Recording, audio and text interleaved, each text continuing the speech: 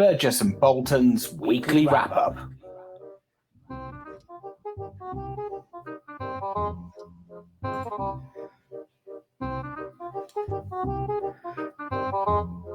Hi, Jez. Hello, Ben. Yeah, been a while. Good to see you again. It has. You can tell it's our first show back after the summer break because I pressed the wrong button. Yes. We're still wearing our short sleeve shirts though. Yeah. So although summer is officially over, we're prolonging it. Yeah, definitely, as long as possible. So yeah, we will keep it going as long as possible. More on our impacts on the weather later when we talk about umbrellas. But for now, hello everybody and welcome back to Burgess and Bolton's weekly wrap-up, where we look at everything to do with hello Elaine, everything to do with the London market, technology, change, innovation, and this week we are going to focus on some of the big trends that we see impacting the market over the coming months. But as always, let's start with the news. Let's see if I'm going to hit the right button. Yes, I can. Ben, I will start. So there's a couple of pieces that I've seen over the last couple of days that just caught my eye, and I'd like to get your thoughts on it. So this one here is actually today. So Argo in advanced talks to sell Lloyd's business Westfield, and preceding that, Sompo also withdrawing from Lloyd's as well. And I just wondered whether you thought this was a bit of a trend, if it was just a coincidence, what your thoughts were really on kind of those two organisations. Wow, I mean, they're two quite different organisations. Sompo, obviously, is I think the largest of the Japanese carriers, one of the largest in the world. It's a huge organisation, although it is somewhat under the radar, I think, for a lot of people if you look at London. The Argo International, it's been known, has had quite a lot of issues over the years, and the Argo Group has had issues too, but that has been somewhat problematic as well. So I don't think it's surprising necessarily that that's in talks, because it was basically put up for sale, I think, publicly. What are the connections? The connections are really around performance, poor performance, I think, of those. Obviously, if you put something into runoff, but if you sell something, I think that neither Endurance nor the Argo International part or the syndicate part of the Argo Group has been stellar performance by any means, lost a lot of money. So they are tidying up that. I think the Sompo move to one platform has been there for a while, and that's interesting. There's other organisations now, Convex, for example. Stephen Catlin and Paul Brand have said that they would not go into Lloyd's, but they never say never, but they have stayed with a company platform. Is that a trend away from Lloyd's? I don't necessarily think it is. I just think it's a choice that businesses are taking strategically, probably from where they're sitting at any given moment in time and where they see their future. But it is part of a longer term trend, I think, which is of a market that is less about being all Lloyd's, and more about being a kind of hybrid, or it's an insurance / reinsurance market of big companies deciding what to do. So in that sense, I think it is possibly interesting for Lloyd's, but Lloyd's has obviously got players coming in at the same time who want new platforms, who haven't got legacy. So, it's evolutionary in the sense that the survival of the fittest. And what I would say is, I think I've always thought this, and I don't think it would be too controversial to say, there's way too many players still in this market. Consolidation has been happening. We've seen in our data it's sort of slowed a little bit.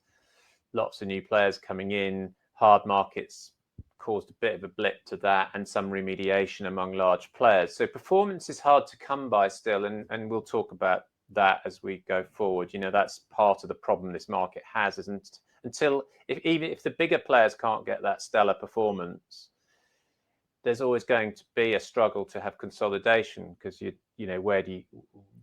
it's not such an appealing thing, and it's not easy to do the deals, particularly in the global economy we've got now. I noticed that Fidelis, for example, has set up a new structure as well, which is new and different. So Brindle over there has been talking about that. But his underlying point was that you can't sell these businesses for very much at the moment, much more than book value. So you need to have other structures and other ways of creating that growth and that commercial success. So I think this is about strategic decisions. How do we get businesses that are fit for growth and success in a market where it's hard to find that real kind of profitability? And just to finish off, the point I think also is that while this is a hard market, there's still very mixed results. Score put out some pretty dreadful results yesterday, and their share price has been down by something like 20% over the last year. And it's showing that business is showing a combined ratio of about 110%. So I'm not one of these financial commentators, but I know from looking across that piece that is very mixed in a market where it shouldn't be as mixed as that. So there's still a lot of issues. Yeah, and I think we were just talking before we came on just about Lloyd's. Their numbers look pretty good, so we'll see how it pans out. But all the talk is that it's moving in the right direction. Lloyd's so should do. We'll it's a big aggregate number from a lot of different players in a market that has had rate rises in many classes of business, and some classes where there've been significant rate rises, and but we're going into windstorm season, and we're going to talk about the global economy. So let's not. It's not rosy in the garden, I don't think. I think that's historical. Yeah. Okay. Let's move things on. So I've got some really big news. Ben, you might have seen this. Panini sticker book will cost £883 to complete, which is amazing amount of money. Obviously, I'm not going to do that, but there's some bod Kieran who's I probably will. I probably will. There's 670 cards to collect. I mean, it's such a massive book now. It never used to be that big. But once you take into kind of the probability and all that stuff, it gets really expensive. So that's big news for me. They did put a hack, a cheat on here where you can just buy the whole box of stickers for 150 quid direct. I think that's after the tournament, though. Okay, I don't think you can do it straight away. It says still official, but you just get it as a package deal. But presumably, you might get on the right side of that average statistical calculation, and it might be a lot less. And that's part of the fun, isn't it? It could be, yeah. I think that is part of the fun. I think there's a lot of online swapping sites. So whereas you used to go to school and just swap with your mates, you've now got a bigger pool to fish in. So I actually think that number's going to be a lot less. Won't there be sort of rarer ones? Big number, isn't it? That you can, like Pokemon and stuff like that used to be, that you could, some cards will generate more value than others. Yeah, I think you're right. Anyway, I think you're also right that I'll probably do it as well. Yeah. But there we are. Big news for me. There we go. Right, so what have you got, Ben? So, I don't mind. Go with first. Chuck any of those stories up and I will talk to them. They're ones that I've been reading while I was on the beach. So.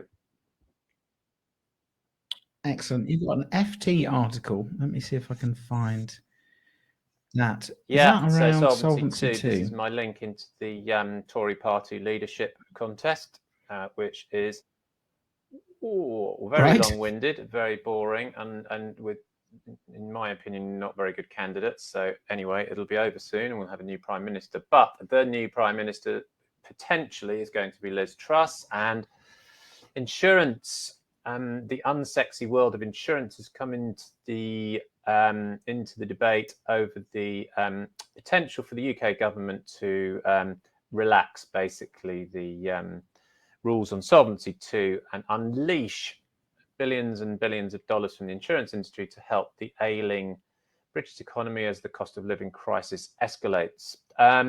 So that's the story. I think it's reading around it. I mean, Solvency II has been an issue for a while. The EU recognises this. It's somewhat gold plated, and there are assets that are tied up for probably too stringent rules. And the FT takes the view that there is a lot of politics at play here, and I tend to think that is the case. And this might be a regret in future if this does destabilize the business of insurance in terms of what its purpose is. The insurance business is not there to bail out the British economy. Really, in my view, it's there to look after its policyholders and pay claims. So all good. It's good stuff. I think it's good for the insurance industry if it can do something with it. And I know the London Market Group and others have been lobbying on this, so I'm not saying it's necessarily a negative, but I tend to be with this sort of FT view that let's just be a bit careful about this. It is a bit of a one-off because it's only a rule change, and then you release those assets, and then they're gone, they're spent. So you're not. I mean, it's one of those that it's not the gift that keeps giving. Yeah, and then you're right. There is a balance with all regulation, isn't there, between protecting, protecting against systemic risk and building in the agility and freedom for organizations to be able to, as it says there, prioritize policyholders. So yeah, I think it'd be quite interesting to see how that pans out, whether it makes news again after next week, because there's some big I think most challenges on there. Probably would all agree on this, but I bet there's a quite diverse range of opinion on those who are more cautious. And my feeling is that the big globals are more cautious and would like to have assets because it's competitively good for them. They don't, if they've got big balance sheets, which they have, that's a good thing. And they don't. I bet a lot of this is from smaller players as well, who say, well, the opportunity is not to is to increase our sort of risk leverage, if you like, and that means they are more risky. So you'll see, and just having talked about businesses that have not performed, or many that do not perform in this market, they've got to still pay claims. So this has got to be managed quite carefully. There is quite a debate, obviously, within. I mean, Truss has thrown out a lot of things, but one of them is reforming the Bank of England. The move to potentially merging the PRA and the FCA into one body, which I think is daft. I mean, that's what I don't see the point of that at all, and many other people don't either. But all of these things are being thrown out at the moment. They're highly politicized. I feel the insurance industry wants to be careful about getting too beguiled by the politicians on this stuff. Yeah. Good. Right. Thanks, Ben, for that. So let us move on to kind of our main theme for discussion. We talked this week, didn't we, before the show, about kind of some of the big trends that are going to impact the industry in the London market over the next 6, 12, 18 months. And we just thought we'd highlight some and perhaps what some of the implications are for the London market, and who will be the winners and perhaps who will be the losers, kind of following on from our initial theme around performance. And the first one you wanted to highlight, Ben, is the big one, which is the economy. Yeah. And not just our economy, but the global economy. I think that is the key one at the moment for every part of the economy, including insurance. The potential headwinds are obviously going to be certainly around the sort of personal lines, but also business in terms of threats to many businesses. The papers this morning are talking about rescue packages for lots of small SME type businesses that will suffer over energy costs. So this inevitably this will start to impact growth of insurance as well. I think that's one of the outcomes. There are upsides to this, which are that obviously as rates rise, which they will do if that's what the central banks are trying to do, there is an upside on the investment side, and there have been significant losses on the investment side so far. Anyway, I feel like I'm talking about a lot of finance today, but you know, straying into areas I know zero about. But and I certainly don't know the future of any of this, and nor does anybody else, though. So that's, I'm in good company. I'll admit it. I don't know. I think what I'll say, having said I don't know, what I do know is that quite a few clients are talking about they will start to rein in their businesses, rein in the growth somewhat, start to look at the costs of the business, and there will probably be a few months, 6 months or whatever, or maybe even a year now of capitalizing on the rate rises that have been, and then we'll start to probably see some of that tail off. Right. So having said all that, that's kind of basic stuff, but also the insurance industry has its own challenges around coverage of some of the more difficult risks in such an environment, such as cyber. So rates are through the roof on cyber, systemic risk. It's quite tricky. Doesn't seem like we'll talk more on this. Doesn't seem like the industry is massively moving forward, although it's trying to on technology and cost. So we're moving into a very uncertain environment where, sadly, nothing much has moved forward. Particularly if we talk about just London for a second. So we're equipped with the same tools and the same baggage and the same issues, but in a more challenging environment. So I think it's going to be okay for the insurance industry. I liked, you know, for example, we haven't put it up as a news item, but the fact that there was the insurance industry was involved, Marsh, Ascot and others, in the Ukrainian grain exports. That's a good thing. But, you know, at the end of the day, that's not a big risk. Yeah, it's grain at the end of the day. So you can see why they would do it. But I think there should be more of that. And that's where the industry should start to look as to where it can fulfill its purpose. But it's going to be, yes, that's the big one, the economy. The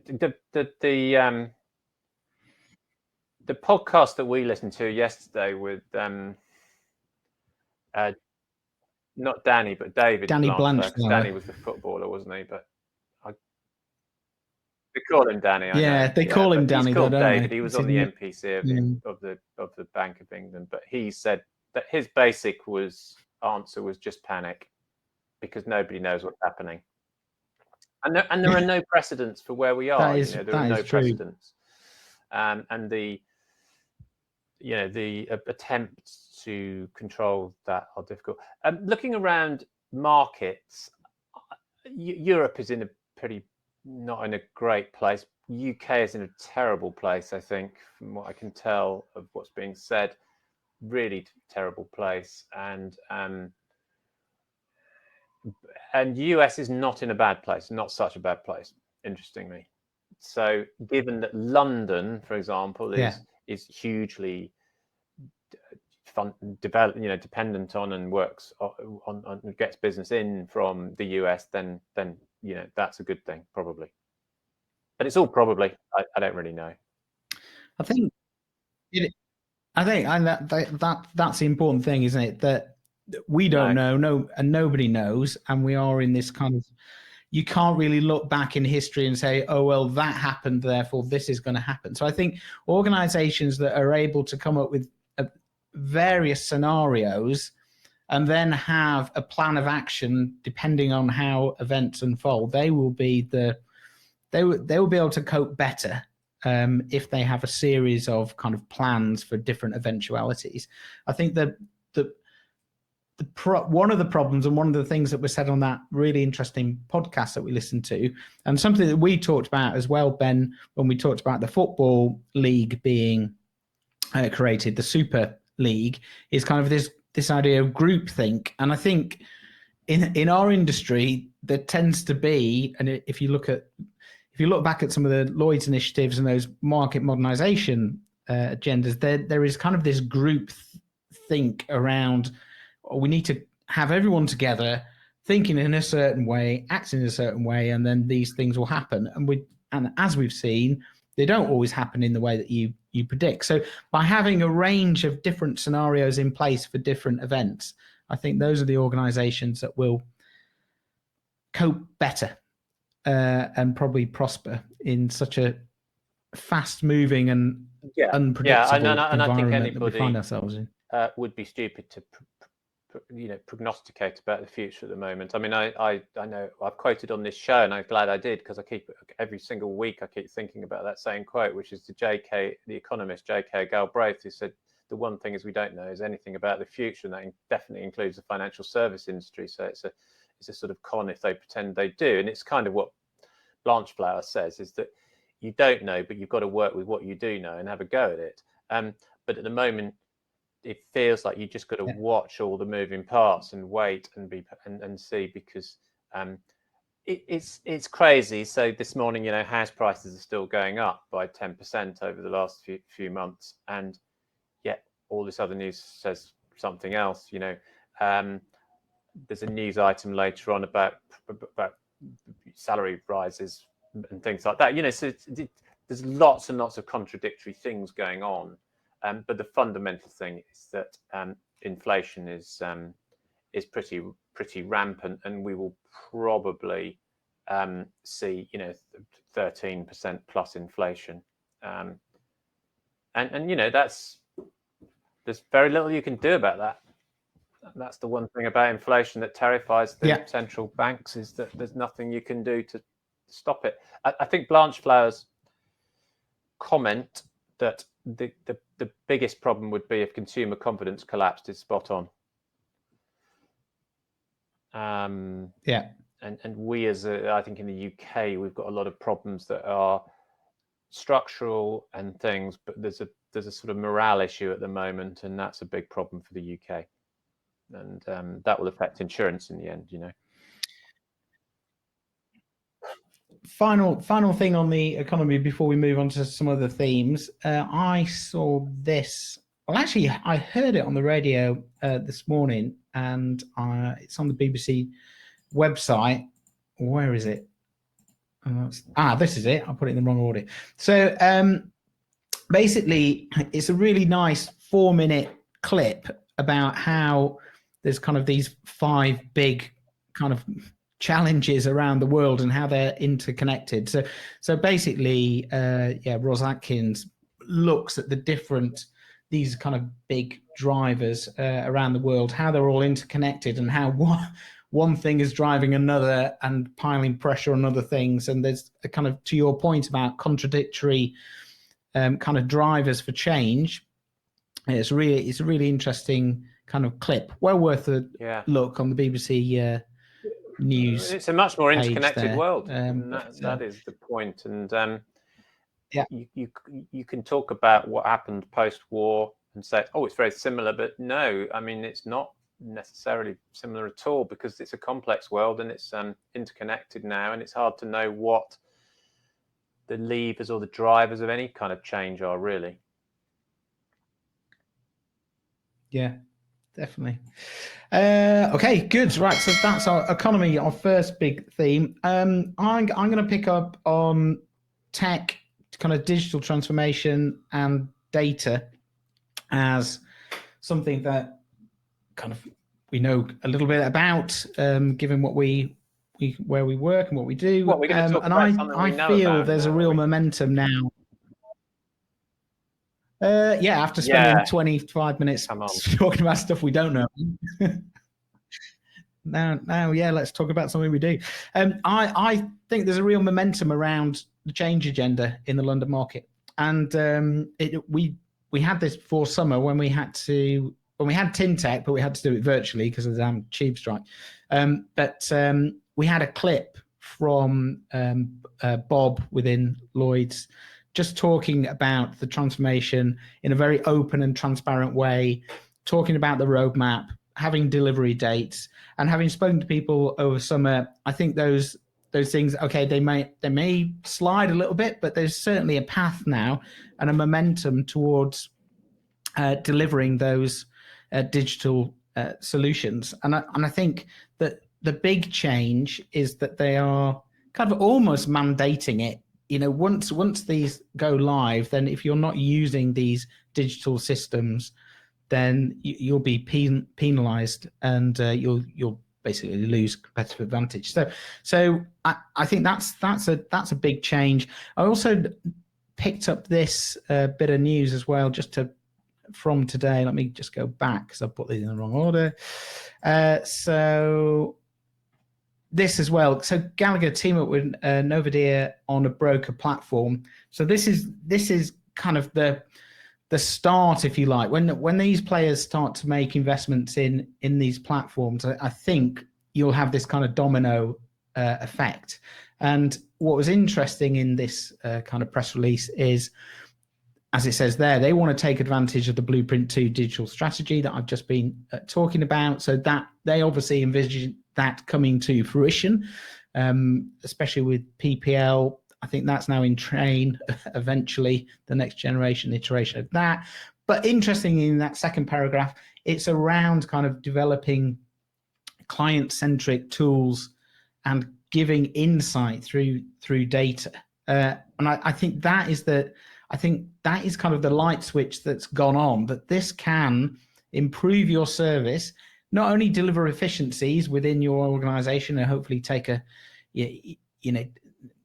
some of that frictional cost out, but actually provide another level of service. And there's another broker that I'm not going to mention because it was off the record, but they are doing a similar thing as well, investing in digital, but actually to extract data in order to improve the services that they deliver, and that will give them an edge. Perhaps not for a long term, but it'll enough to capture some market share. Yeah, so I think that's pretty interesting. I agree. I think at a slightly different level of the people I speak to around the market is a feeling of a bigger disparity or gap, if you like, between those who are not really onto this stuff yet and still operating as they were, say, 5 years ago, and quite a big group of people who I think are much more ahead of that, say, and a sense of those who are ahead saying we want to now measure much more and show progress, a sense of the ability to modernize, improve performance and so on. So I think it's a good thing, but I don't think it's the whole market. I think there's a lot of laggards, and it's something that people within the market recognize when they move from one organization to another. So I think it has an impact on the talent attraction and retention issue as well, as to where you're going to work. And I would say to anybody now, go choose carefully, because there's a lot of places that have got a lot of problems that are going to go on for a long time, and others that are actually on the move.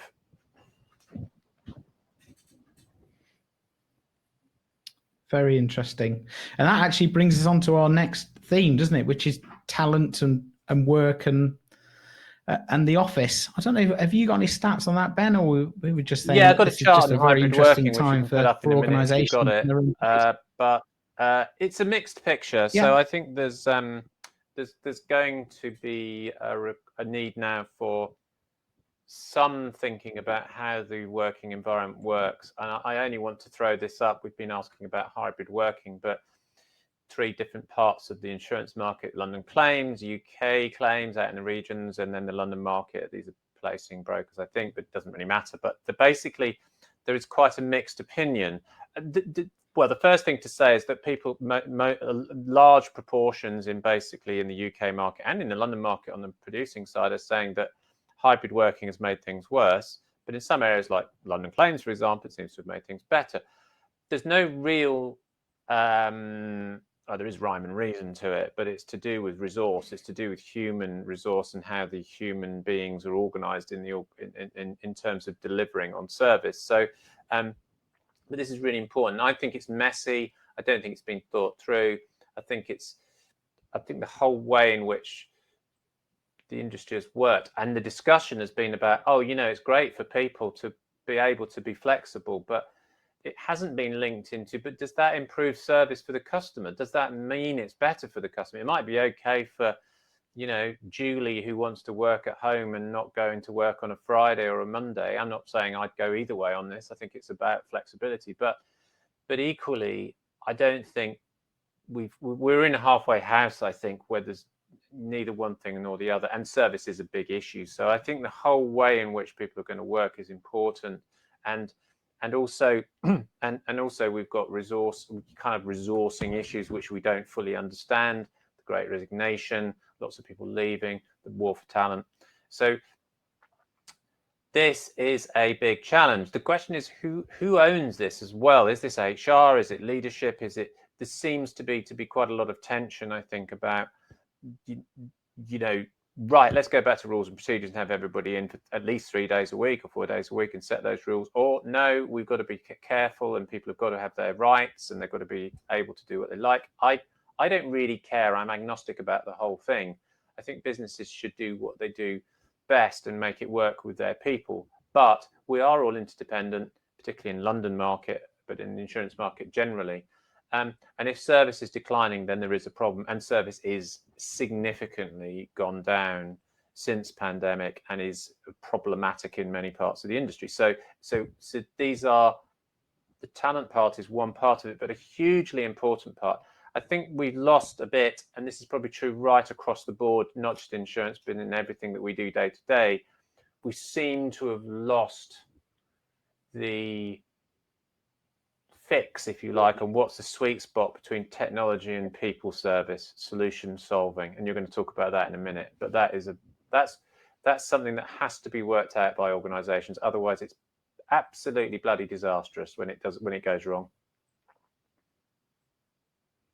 Yeah, I was speaking to underwriter in personal lines space yesterday, and I was just asking about what their approach was to work and talent and things like that. And they basically, it boiled down to they didn't have one, and so they were just muddling through. So some people were working 5 days a week. Some people weren't coming into the office at all. And also they changed their recruitment strategy. So they started to recruit away from their main central office. So they were now employing people because they had that thing where, we don't need to employ people around Edinburgh or Glasgow or wherever this office was. They said, we can go to the southeast and they can just dial in and things like that. But I think now that they're starting to have to deal with those economic pressures that we were talking about a few moments ago, where there's uncertainty, there needs to be clarity around decision making, there needs to be strength in communications across the organization, there needs to be a compelling purpose around what you're doing as an individual and an organization in order to galvanize that together. And that's just really tricky if everyone is spread out, everyone is doing almost different things in terms of a working pattern. And it's just very difficult sometimes to communicate if I think if you're not all in the same lots room. of areas in insurance, it's a processy type of industry, and humans are part of that process. They deliver that process and they deliver the solutions part of that process, as we know. So I think if it gets mixed up and as you say, people are muddling through, or they say, look, here's a bit of technology that might solve a problem.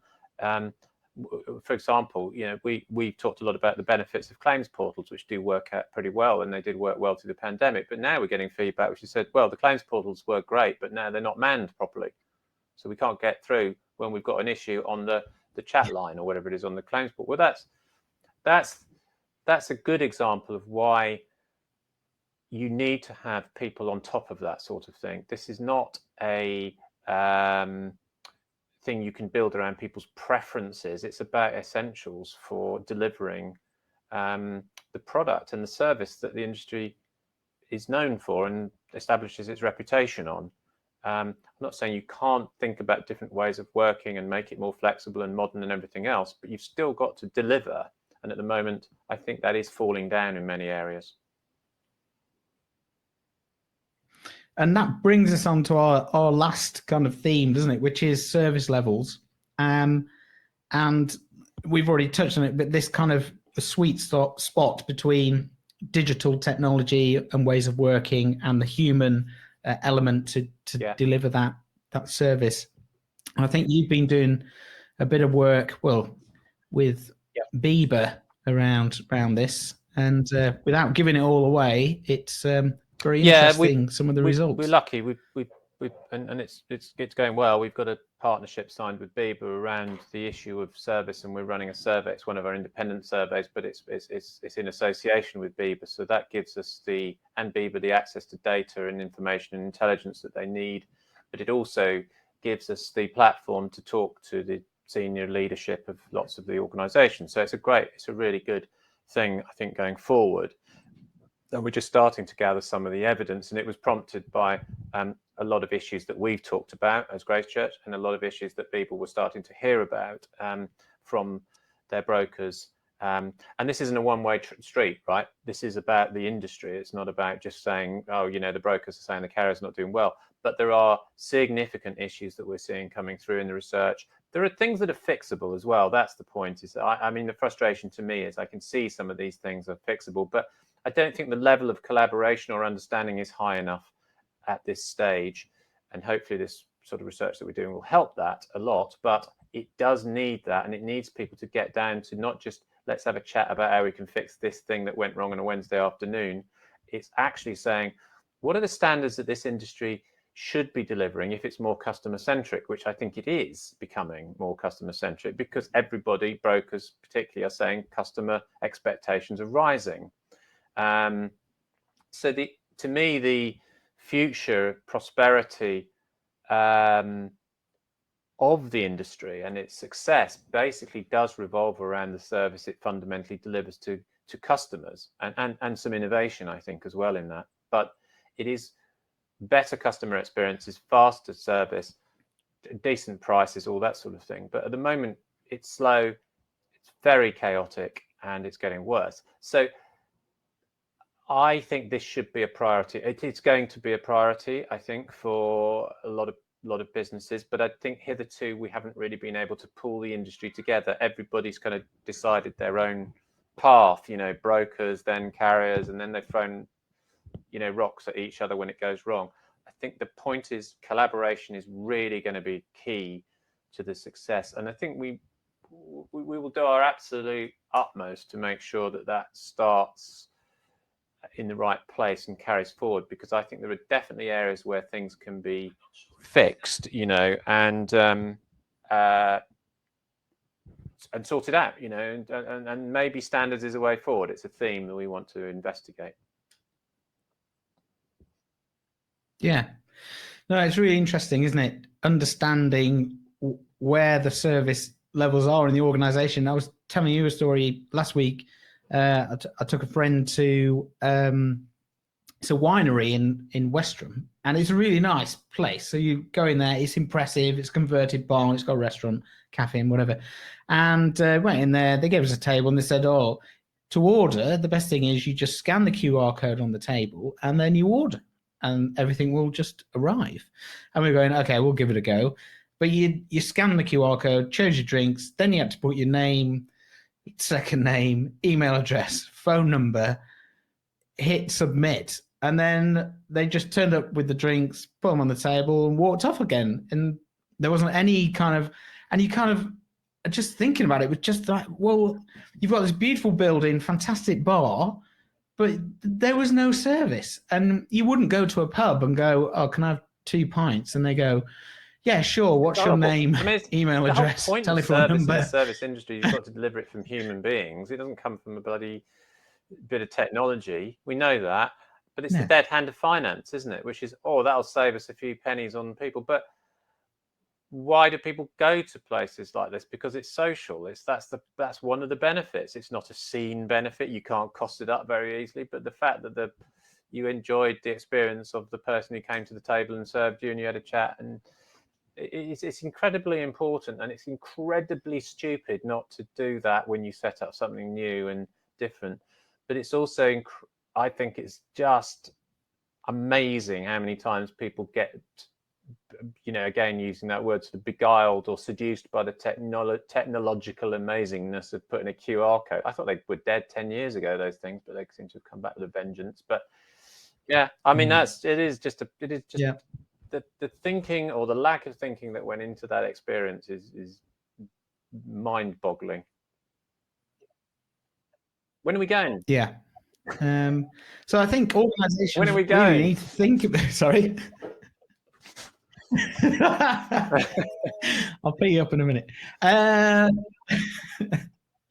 I think organizations really need to think about what their service offering. Where they always talk about claims being the moment of truth, but actually it's almost any interaction with that's a moment of truth. If I come to your organization, it's not just when you come through the door. It's a bit of ad lib, like we've got, people, everybody will know our show's very carefully planned. This is an ad lib, but I did talk about my travel claim a few months ago, which has eventually been paid after a bit of toing and froing, but nothing too terrible. But I did then so I got an email, yes, from insurance company / bank in question saying we've settled the claim and here it is and that's it, and it was kind of okay, it was fine. But they said, and it will be paid in the next few days. But in fact, when I looked, it had already been paid about 2 weeks before. So talking about missing the moment of truth. and it came under, in the bank, it came under a moniker of the NHS for some inexplicable reason. And I didn't know what that was, that amount of money that had come in. But they didn't even have the name of the insurer or that here's your payout or whatever. So the moment at which they could have rescued some of it, they still missed that. Again, crazy. Yeah. So there's I don't know what to say about that. They'd already paid it, and then they told me it will be paid in the next few days. And I hope you're really pleased with the way we've dealt with this. Oh God. So there we are. That's our 4 big themes: economy, tech, data, talent, and work, and service levels. So we're going to keep an eye on that. Obviously through your research, Ben, but we've got the conferences as well coming up. We've got London Market Claims and TinTech as well coming up shortly. So there we go. Let's move things on. Let's play the jingle, Ben. Stat of the week.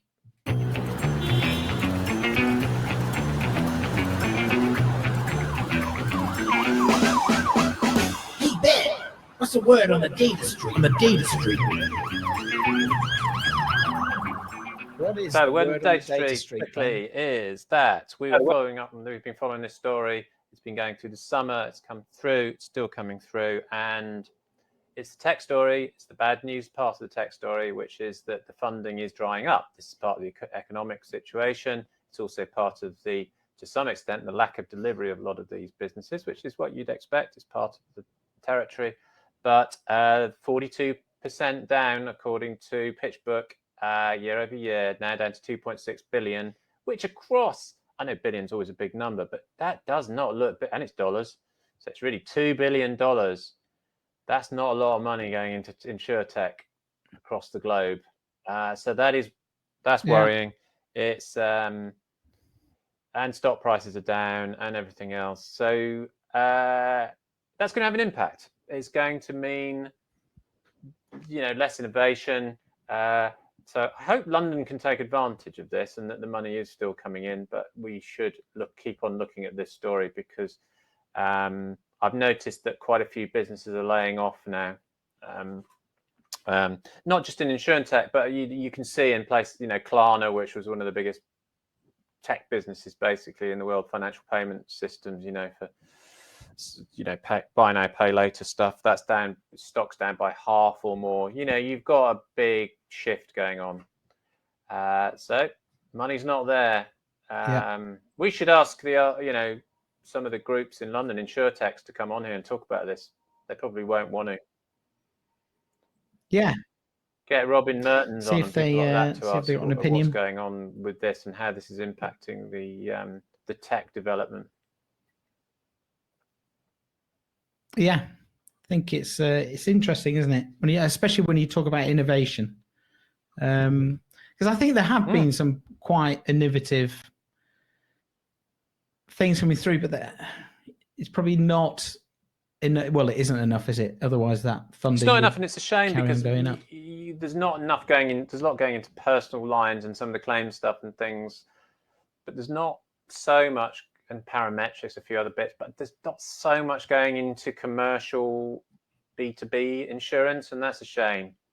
I'd like to see more going in around service tools and how you help humans to get better data at their fingertips when they're advising and so on. That's where the industry is going to get better, not with clever little bits of twiddly tech.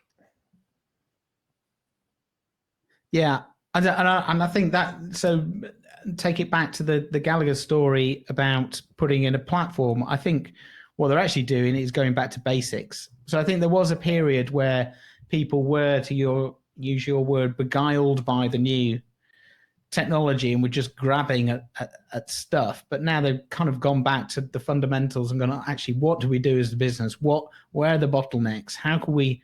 Where can we apply digital in the right way to actually make a difference to our customers and our efficiency? And once you've got that kind of view and mindset, then it becomes clearer when you're making those investment decisions. Hence, they're trying to sort out what they've got already before jumping into perhaps some of that more innovative startup stuff. Yeah. Anyway, we'll see how it plays out. Good. Okay. That is almost it for us. We've got loads of other ideas, haven't we? One of the reasons that it hasn't rained all summer is because we were going to do a feature on umbrellas. Of course, and it's not. I mean, I've looked at the long-term weather forecast. It's not going to rain, apparently, either until like late November. No. So it's going to be challenging for our umbrella survey, isn't it?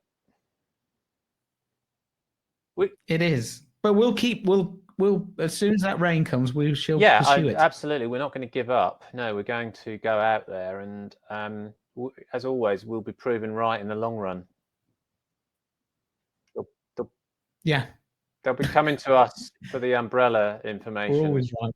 In November. So, they will. We're on to that. So send your umbrellas in. Keep sending your umbrellas in. Yeah, send them in. We'll test them. And you'll get a magic number about how good it is. Brolly. Ranking. Right, good. Brolly ranking. The Brolly ranking. Right, Ben, what are you doing this weekend? Anything good?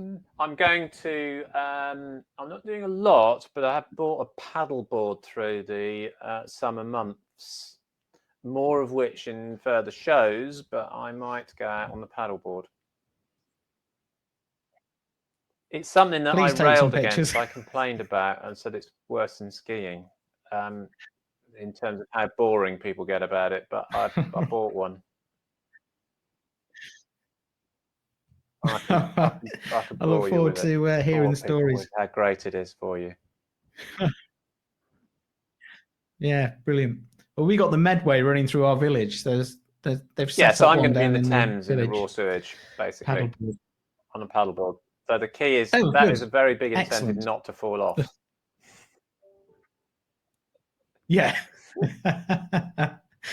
Very good. I don't think I'm doing anything this weekend. Last days of summer. Oh, that'd be good. Yeah. And then we're going to have some guests on, aren't we? And in the next few weeks. And it'll be good. We've got lots of plans. Yeah, lots of plans. Do some special features.